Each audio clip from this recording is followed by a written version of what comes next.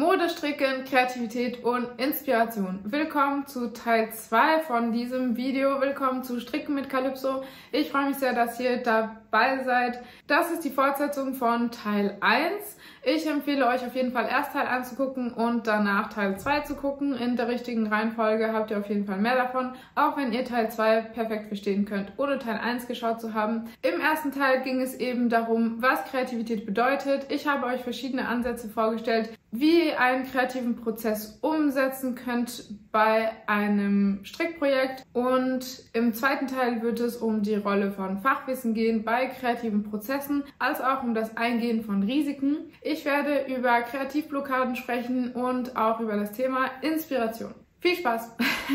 Fachwissen spielt eine zentrale Rolle bei der Gestaltung und Bewertung von Strickprojekten, insbesondere im Hinblick auf Kreativität und Ästhetik. Es bietet die Grundlage, um kreative Ideen effektiv in hochwertige Strickstücke umzusetzen und ermöglicht es, sowohl ästhetische als auch funktionale Aspekte zu integrieren. Strickende, die über ein tiefes Verständnis der Techniken verfügen, können die Vielfalt der Konstruktionen, Mustern, Garnen und Werkzeugen gezielt einsetzen, um einzigartige und anspruchsvolle Kleidungsstücke oder Accessoires zu verwirklichen. Beim kreativen Prozess im Stricken geht es nicht nur darum, nach vorgegebenen Muster zu arbeiten, sondern auch darum, Techniken zu adaptieren und zu modifizieren, um originelle Kreationen zu erschaffen. Ein Strickprojekt beginnt häufig mit der Wahl des richtigen Garns, was sowohl für die Optik als auch für die Funktionalität entscheidend ist. Das Wissen über Fasern wie Baumwolle, Wolle, synthetische Fasern, Leinen beeinflusst die Textur, den Fall und die Haltbarkeit des Kleidungsstücks oder Accessoires. Fachwissen über die Nadelstärke in Relation zum Garn, um das gewünschte Maschenbild zu erhalten, spielt ebenfalls eine zentrale Rolle. Klar im Vorteil sind auch Strickende, die verschiedene Muster und Techniken beherrschen. Von einfachen rechten und linken Maschen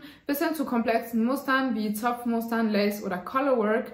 Das Verständnis dieser Techniken erweitert die kreativen Möglichkeiten ganz entscheidend. Wer sich mit mehreren Techniken auskennt, kann gezielt Texturen schaffen, wie etwa ein strukturiertes Zopfmuster oder ein luftiges Spitzenmuster. Eine erfahrene Strickerin weiß zudem, wie sich Muster auf die Form des Strickstücks auswirken. Beispielsweise kann die Platzierung von Abnahmen oder Zunahmen eine gezielte Passform erzeugen, die die Struktur eines Kleidungsstücks beeinflusst, sei es für einen perfekt sitzenden Pullover ohne Bewegungsspielraum oder für einen asymmetrischen Schal. Die Fähigkeit, das Design eines Kleidungsstücks zu visualisieren und dann präzise umzusetzen, erfordert ein tiefes Verständnis der Strickarchitektur, etwa wie sich bestimmte Muster auf das Volumen, die Maße und die Flexibilität eines Teils auswirken. Fachwissen ist nicht nur beim Stricken selbst wichtig, sondern auch bei der Bewertung fertiger Projekte. Wer über technische Kenntnisse verfügt, kann die Komplexität und Feinheit eines Strickprojekts oder eines Strickstücks besser würdigen. So kann eine Person mit Erfahrung die sauberen Übergänge oder Nähte zwischen verschiedenen Abschnitten besser wertschätzen. Auch kann ein erfahrenes Auge die perfekte Farbenspannung in einem Colorwork-Pullover erkennen. Die Ästhetik eines Strickprojekts wird auch oft durch die Wahl der Farben und Musterkombinationen bestimmt. Und hier hilft das Wissen über Farbharmonien und Kontraste, um Projekte zu gestalten, die optisch ansprechend sind. Auch die Funktionalität spielt eine zentrale Rolle bei der Bewertung von Strickprojekten. Das Fachwissen hilft zu beurteilen, ob ein Kleidungsstück nicht nur schön aussieht, sondern auch funktional, praktisch und haltbar ist. Ein dicht gestrickter Schal aus hochwertiger Wolle mag im ersten Moment als schlicht wirken, doch er kann aufgrund seines Materials und der exakten Verarbeitung sowohl als ästhetisch ansprechend als wärmend und langlebig sein. Im Gegensatz dazu kann ein luftig gestricktes Lace-Muster zwar leicht und zart erscheinen, es erfordert jedoch ein hohes Maß an technischer Präzision, damit beim Stricken keine Maschen verloren gehen und das Muster im besten Fall fehlerfrei gelingt. Diese Rechercheergebnisse klingen super für erfahrene Strickerinnen, aber mögen auch einschüchternd sein für Anfängerinnen. Die Literatur hat aber auch gezeigt, dass Laien und Experten sich weitgehend darüber einig sind, was Schönheit ausmacht. Das zeigt auch die Lehre der Ästhetik, die im 19. Jahrhundert maßgeblich von Gustav Theodor Fechner geprägt wurde. Ästhetik ist die Lehre vom Angenehm und Unangenehm, die aus direkten und assoziativen Faktoren besteht. Zu den direkten Faktoren zählt die schnelle Wahrnehmungsverarbeitung von Merkmalen wie unter anderem Symmetrie, Gleichgewicht und Farbkombination. Im Kontext der Ästhetik wurde diese grundlegende Verarbeitung von Merkmalen auch als Beauty-Response-Mechanismus bezeichnet. Sein Ergebnis ist meistens universell. Symmetrische Formen werden in der Regel als schöner empfunden als asymmetrische Formen. Das bedeutet, dass sowohl Laien als auch Experten durch den Beauty-Response-Mechanismus zu denselben Ergebnissen, was Schönheit angeht, kommen. Im Gegensatz zu den direkten Faktoren hängen die assoziativen Faktoren von der Lerngeschichte des Betrachters ab. Das heißt von seinem Wissen und seinem kulturellen Hintergrund. Strickerinnen mit weniger Expertise oder sogar eure Freunde und Verwandten, die gar nicht stricken, sondern euch nur dabei beobachten, genießen beim kreativen Denken aber einen anderen Vorteil. Sie sind unvoreingenommen und unterliegen nicht eingeschränkten Denkmustern, die durch Fachwissen und technisches Know-how zustande kommen können. Ich könnte mir demzufolge gut vorstellen, dass Laien leichter in der Lage sein können, divergierend zu denken und originelle Ideen in den Raum zu werfen, weil sie nicht evaluieren können, ob ihre Ideen technisch umsetzbar sind. Das kann meiner Meinung nach zu interessanten Denkanstößen führen und möglicherweise neue experimentelle Wege eröffnen. Deshalb empfehle ich euch, mit euren Freunden oder mit eurem Partner Wolle einkaufen zu gehen und von ihrer möglicherweise komplett anderen Wahrnehmung zu profitieren. Etwas problematisch finde ich mangelnde Expertise bei Modedesignerinnen, die eine Kollektion entwerfen, aber nicht wissen, ob ihre Ideen tatsächlich in der Realität umsetzbar sind. Dazu kommen noch Faktoren wie Materialkosten, Lohnkosten und Umweltbelastungen, die man ohne das nötige Fachwissen noch viel weniger einschätzen kann. Das trifft natürlich nicht auf alle Modedesignerinnen zu, aber ideal wäre es doch, wenn das Studium zum Modedesign mit einer Schneiderlehre kombiniert wäre, um zu gewährleisten, dass Modedesignerinnen eben ein tieferes Wissen über die Materie insgesamt haben. Das ist natürlich nur meine oberflächliche Meinung. Gerne freue ich mich über eure Perspektive oder Kommentare dazu. Möglicherweise haben Zuschauerinnen unter euch entweder Modedesign studiert oder eine Lehre im Handarbeitsbereich gemacht. Hinterlasst mir gerne einen Kommentar über eure Erfahrungen zu diesem Thema. Ich bin sehr gespannt über eure Meinung zu dem Punkt, den ich eben gerade formuliert habe. Interesse für Ästhetik beeinflusst, wie stark Typizität und Neuheit auf Menschen wirken. In der Forschung wird vermutet, dass Personen mit einem hohen ästhetischen Interesse positiver auf Neuheit reagieren als andere. Das bringt uns erneut zum Effekt der Expertise. Experten verfügen nicht nur über differenziertes Wissen in relevanten Kategorien, sondern sind auch stärker an Neuem und Ungewöhnlichem interessiert als Laien. Sie unterdrücken ihre spontane, emotionale Reaktion auf die Vertrautheit eines Objekts und stützen ihr Urteil auf ihr Fachwissen. Dadurch bewerten sie Eigenschaften wie Asymmetrie, Komplexität oder Abstraktion höher als Nicht-Experten.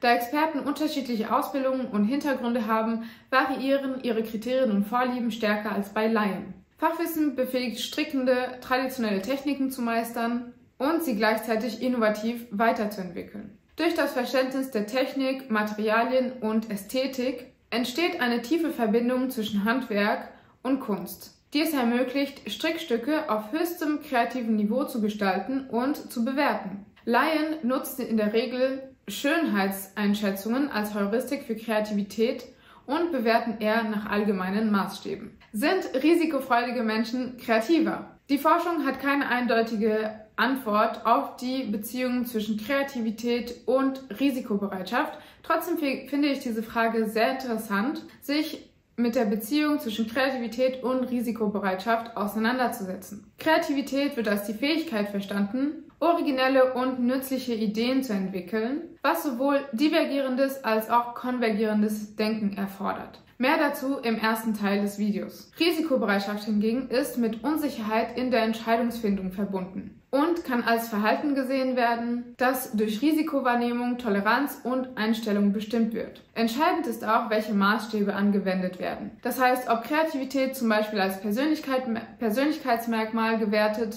wird oder eher in einem künstlerischen Raum. Risikobereitschaft kann auch in unterschiedlichen Kontexten gemessen werden, aber wir beschränken uns hier auf den Aspekt der Kreativität. Trotz der Uneinheitlichkeit stützen viele Studien die Hypothese, dass höhere Kreativität mit einer höheren Bereitschaft, Risiken einzugehen, einhergeht. Personen mit höheren kreativen Fähigkeiten tolerieren Ambiguität besser, was für Risikobereitschaft besonders in unsicheren Situationen entscheidend ist. Divergierendes Denken, was für Kreativität von zentraler Bedeutung ist, korreliert oft mit einer größeren Offenheit für Risiken. Kreative Menschen, die Flexibilität und Originalität zeigen, sind eher bereit, Risiken einzugehen, während jene, die sich auf detailliertes Denken konzentrieren, tendenziell vorsichtiger sind. Studien zeigen, dass Risikobereitschaft die Kreativität fördern kann, indem sie es ermöglicht, neue Ideen oder Lösungen zu erkunden. Kreativität kann interessanterweise aber auch eine schützende Rolle vor riskanten Situationen einnehmen, weil kreative Menschen über kognitive Flexibilität verfügen, die es ermöglicht, viele neuartige Lösungen in einer gegebenen Situation zu finden. Mit anderen Worten existiert eine Wechselwirkung zwischen Risiko und Kreativität. Einerseits fördert Risiko die Kreativität, weil Menschen ihre Komfortzonen verlassen müssen, um innovativ zu sein. Andererseits fördert Kreativität das Risiko, weil Personen mit starken kreativen Fähigkeiten möglicherweise von Natur aus riskantere Situationen suchen und total darin aufblühen. Die eigene kulturelle Umgebung beeinflusst auch die Wahrnehmung von Kreativität und Risikobereitschaft. Das heißt, dass diese beiden Faktoren je nach Umfeld oder Beruf nicht denselben Stellenwert genießen. Es ist durchaus plausibel, dass Kreativität und Risiko als Modedesignerin einen deutlich höheren Stellenwert genießen als zum Beispiel für einen Bankangestellten. Zusammengefasst ist die Beziehung zwischen Risikobereitschaft und Kreativität facettenreich und wird von der Art und Weise beeinflusst, wie diese Konstrukte definiert, gemessen und kontextualisiert werden. Die Ergebnisse in der Forschung deuten darauf hin, dass Kreativität und Risikobereitschaft Hand in Hand gehen, insbesondere in Umgebungen, die Innovation und Problemlösung erfordern. An dieser Stelle entsteht bei mir eine Frage, die ich gerne an euch stellen würde, und ich freue mich auf jeden Fall über eure Meinung in den Kommentaren. Im ersten Teil dieses Videos haben wir über die Balance zwischen Neuigkeit und Nützlichkeit gesprochen, um Kreativität zu bewerten. Wenn es darum geht, ein Kleidungsstück oder ein Design mit Blick auf seine kreative Stärke zu bewerten. Ich möchte hier keine Namen nennen, aber schauen wir uns doch die Arbeit an von Designerinnen, die zwar sehr nützliche Designs und Anleitungen veröffentlicht haben, weil sie viele Anfängerinnen eben zum Stricken animiert haben, aber ganz ehrlich sind viele dieser Designs eben sehr basic und nicht besonders außergewöhnlich, sondern eher Mainstream, würde ich sagen. Ich finde, dass die Risikobereitschaft hier eindeutig sehr gering ist. Trotz der hohen Nützlichkeit würde ich hier nicht von herausragender Kreativität sprechen, da es sich eher um nützliche und einfache Designs handelt. Oder seid ihr da vielleicht anderer Meinung? Lasst uns gerne in den Kommentaren darüber diskutieren. Meine Meinung oder meine Einstellung ist, wenn ich über die Fähigkeit verfüge, meine Kleidung selbst herzustellen, selbst zu stricken, dann habe ich auf jeden Fall großen Spaß daran, Neues auszuprobieren und originelle Kleidungsstücke zu entwerfen und zu kreieren, die auf jeden Fall ein Hingucker sind. Dabei ist mir total egal, was andere Leute über mich denken. Ich probiere gerne neue Kombinationen und Styles aus und fühle mich auch total wohl dabei, im Namen der Kreativität Konventionen neu zu interpretieren. Wie ist eure Haltung dazu? Wie empfindet ihr das? Es interessiert mich auf jeden Fall sehr. Schreibt es gerne in die Kommentare. Als entgegengesetztes Thema zu Risiko und Kreativität habe ich mich mit Kreativblockaden befasst. Ich glaube, alle unter uns haben bereits eine kreative Blockade erlebt. Zum Beispiel habt ihr total Lust, ein neues Strickprojekt zu beginnen, aber ihr habt einfach gar keine Muße, ihr wisst nicht, wo ihr anfangen sollt, nichts gefällt euch und am Ende schiebt ihr das auf die mangelnde Zeit und deswegen vernachlässigt ihr vielleicht euer Lieblingshobby. Das wäre natürlich sehr schade. Blockaden können aus vielen unterschiedlichen Gründen entstehen. Zum Beispiel kann es sein, dass ihr bereits schon 10-mal denselben kreativen Prozess angewendet habt und ihr da in eine total mechanische Angewohnheit verfallen seid, die eben keinen Spielraum mehr für neue Ideen erlaubt. Da bietet es sich möglicherweise an, den kreativen Prozess etwas aufzumischen, das heißt zum Beispiel den einfach umzudrehen. Statt mit dem Kauf vom Garn zu beginnen, wäre es vielleicht sinnvoll, zum Beispiel erst mit der Projektplanung zu beginnen, euch eine Skizze zu machen, verschiedene Kriterien aufzuschreiben, die ihr gerne in euer nächstes Strickprojekt integrieren möchtet und erst zum Ende des kreativen Prozesses euer Garn passend dazu einkaufen geht. Das wäre eine simple Möglichkeit, euren kreativen Prozess etwas umzustellen und dadurch vielleicht eine kreative Blockade aufzulösen. Kreative Blockaden beim Stricken können auch passieren, wenn man mehrere Misserfolge sozusagen hatte, auch wenn ich eigentlich ungern von Misserfolgen spreche, denn Stricken, Handarbeiten, alles im Leben ist eben ein Lernprozess. Das heißt, wenn man das zum ersten Mal macht, dann gelingt es vielleicht einfach nicht so, wie man sich das vorstellt und es kann besonders bei Anfängerinnen eben leicht zu Frustrationen führen, wenn man bereits 2 oder 3 Kleidungsstücke gestrickt hat und die eben nicht so geworden sind, wie man sich das vielleicht vorgestellt hat oder wie sie auf dem Foto aussehen. Und man sie deswegen vielleicht ungern trägt, obwohl sie vielleicht für einen Laien, für einen Total-Laien, gar nicht bemerken würden, wo die kleinen Fehler sind oder dass das Kleidungsstück nicht perfekt ist. Frustration, ein zu hartes Urteil über einen selbst oder vielleicht auch von anderen kann die Kreativität also hemmen. Hier ist es also wichtig, sich mit Menschen und Einflüssen zu umgeben, die eine positive Wirkung auf einen selbst haben. Als ich in Wollgeschäften gearbeitet habe, war ein großer Teil meiner Arbeit, Kundinnen und Strickerinnen zu motivieren, zu begeistern und davon zu überzeugen, dass sie mehr können, als sie sich vielleicht selbst zutrauen. Das hat mir großen Spaß gemacht.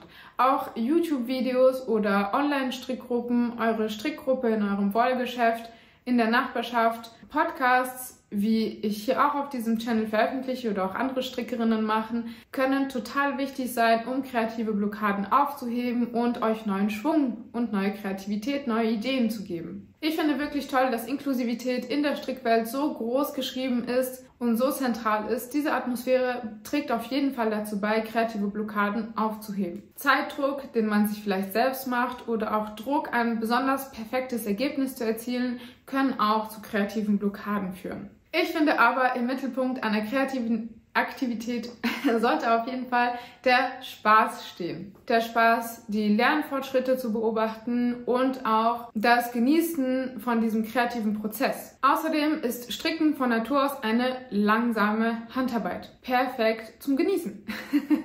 Deshalb finde ich es schade, dass Strickerinnen sich unter Druck gesetzt fühlen oder sich vielleicht selbst unter Druck setzen, so viele fertige Projekte wie möglich in so kurzer Zeit wie möglich zu erstellen. Denn es geht darum, eben sich Zeit zu nehmen, um sich Zeit für sich zu nehmen und etwas mit seinen Händen auch zu schaffen und vielleicht auch in diesen meditativen Zustand zu kommen, den man durch das Stricken erreichen kann. Zu diesem Thema, zum Thema Slow Living mit Bezug auf Stricken, würde ich auch gerne in naher Zukunft noch ein Video machen. Seid also gespannt.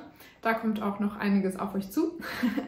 Also, das Festhalten an Normen, starke Glaubenssätze und Konformismus erlauben keine Risikobereitschaft und können kreative Blockaden verursachen. Ich finde es wichtig, dass man sich gehen lässt, dass man seine Vorlieben entdeckt und auch seinen Geschmack mit der Zeit, mit der Übung und der Erfahrung entwickelt. Das zu beobachten, finde ich, macht auch einen großen Spaß. Zu sehen, dass ich vielleicht vor 10 Jahren nicht dasselbe mochte und dasselbe gestrickt habe als jetzt, aber trotzdem fast alle, wenn nicht alle Kleidungsstücke, die ich vor 10 Jahren gestrickt habe, auch immer noch trage. Trotzdem habe ich jetzt beim Stricken, bei dieser Aktivität selbst, vielleicht andere Vorlieben und eine andere Herangehensweise entwickelt. Meiner Ansicht nach ist das Leben viel zu kurz, um sich religiös an Normen und an Regeln zu halten. Warum sollte zum Beispiel ein junger Mann, der Pink toll findet, keinen pinken Pullover tragen, wenn dieser Pullover ihm super gut steht und es ihm einfach gefällt? Ein optimales Heilmittel gegen Kreativblockaden ist Inspiration. Inspiration ist nicht nur ein Mittel, um produktiver zu arbeiten, sondern auch eine treibende Kraft hinter Kreativität, Innovation und persönlicher Motivation. Sie löst oft ungeplante positive Veränderungen aus und kann neue Denkweisen und Möglichkeiten eröffnen. Im Wesentlichen handelt es sich um eine Quelle, die tief in uns selbst verwurzelt ist und obwohl sie nicht erzwungen werden kann, gibt es bestimmte Faktoren, die ein inspirierendes Umfeld fördern können. Der Duden definiert Inspiration als schöpferischer Einfall oder erhellende Idee. Die Wissenschaftler Todd M. Trash und Andrew J. Elliott beschreiben Inspiration als psychologischen Konstrukt, der aus 3 wesentlichen Merkmalen besteht. Erstens Ursache und Wirkung. Inspiration passiert in der Regel unerwartet und wird oft durch äußere Reize in Gang gesetzt. Zweitens Motivation zum Handeln. Inspiration weckt in uns den Wunsch, in irgendeiner Weise zu handeln, sei es durch Schaffen, Lernen oder Veränderungen im Leben. Drittens, neue Denkanstöße. Inspiration bringt eine Art Offenbarung oder neue Erkenntnisse mit sich, die über das alltägliche Denken und Handeln hinausgehen. Inspiration kann durch verschiedene Faktoren gefördert werden. Ich möchte euch an dieser Stelle 5 Faktoren vorstellen, die Inspiration eben antreiben können. Erstens eine offene Haltung und Einstellung, die auf neue Erfahrungen und Herausforderungen zugeht, fördert Inspiration. Menschen, die bereit sind, sich auf Neues einzulassen und Risiken einzugehen, erfahren eher inspirierende Momente als Menschen, die aus Angst vor dem Unbekannten in einer passiven Vermeidungsstrategie verbleiben. Inspiration kann durch Vorbilder gefördert werden, aber auch durch Konkurrenzdenken und vergleichendes Verhalten gehemmt werden. Deswegen können YouTube-Videos von Strickerinnen für Strickerinnen einerseits als Inspirationsquelle und als motivierend empfunden werden, aber gleichzeitig auch als Stressquelle wahrgenommen werden. Drittens, Optimismus und Inspiration gehen Hand in Hand. Durch Optimismus werden Herausforderungen als Chancen wahrgenommen, um Lösungen zu bestimmten Problemen zu finden. Viertens, ich glaube, alle Strickerinnen unter uns kennen diese intrinsische Motivation und diese große Lust, ein neues Projekt anzuschlagen und ganz viele beschäftigte Nadeln zu haben. Motivation kann aber auch von außen kommen, zum Beispiel durch den Austausch in eurer netten Strickgruppe oder durch tolle Strickdesignerinnen, die vielleicht als Vorbild fungieren und euch dadurch extrinsisch, das heißt von außen, inspirieren. Fünftens, Wissen und Erfahrung sind oft ein toller Nährboden für Inspiration. Menschen mit einem tiefen Verständnis von einem bestimmten Bereich sind meistens dazu in der Lage, innovative Lösungen und neue Ansätze zu entwickeln.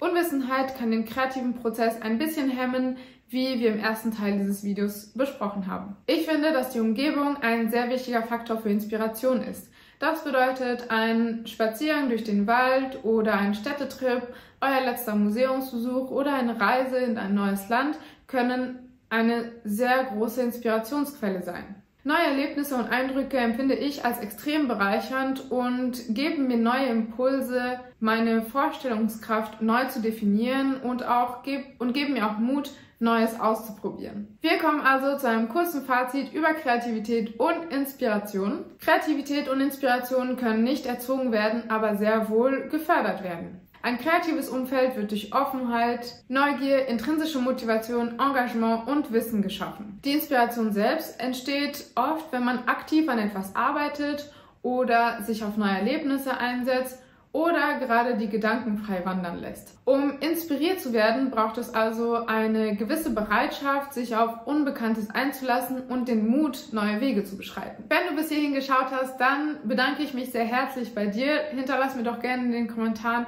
was Inspiration und Kreativität in dir auslöst und vorantreibt. Wenn du bis hierhin geschaut hast, dann hinterlass mir ein Hashtag Kreativität in den Kommentaren. Die Literatur, die ich herangezogen habe, um dieses Video bzw. dieses zweiteilige Video zu erstellen, findet ihr in einem Dropbox-Ordner. Da könnt ihr gerne nachlesen und noch weiter ins Detail einsteigen, wenn euch das Thema interessiert. Ist der Link zu diesem Dropbox-Ordner in der Infobox. Wenn euch dieses Video gefallen hat, dann würde ich mich sehr über eine kleine Spende auf meinen PayPal freuen. Der Link dazu befindet sich auch in der Infobox. Und ganz, ganz wichtig, hinterlasst mir ein Abo da, denn ich habe immer viel, viel mehr Views als Abonnenten. Das finde ich schade. Ich würde gerne im Jahr 2025 die 5000 Abonnenten erreichen. Ist das möglich? Ich glaube, es ist möglich. Hinterlasst mir gerne ein Abo, unterstützt mich dabei, dass meine Abonnentenzahl auch die Zuschauerzahl reflektiert. Das fände ich wirklich toll. Vielen, vielen Dank, wenn ihr bis hierhin zugeschaut habt, wenn ihr Spaß habt an meinen Videos. Freut mich das unglaublich sehr und ist für mich auch eine Quelle der Motivation und Inspiration, auch weiterzumachen, neue Videos zu kreieren und weiter zu stricken, euch neuen Content zu bringen und auch Neues auszuprobieren, um das mit euch zu teilen. Vielen, vielen Dank also und bis zum nächsten Mal. Ciao!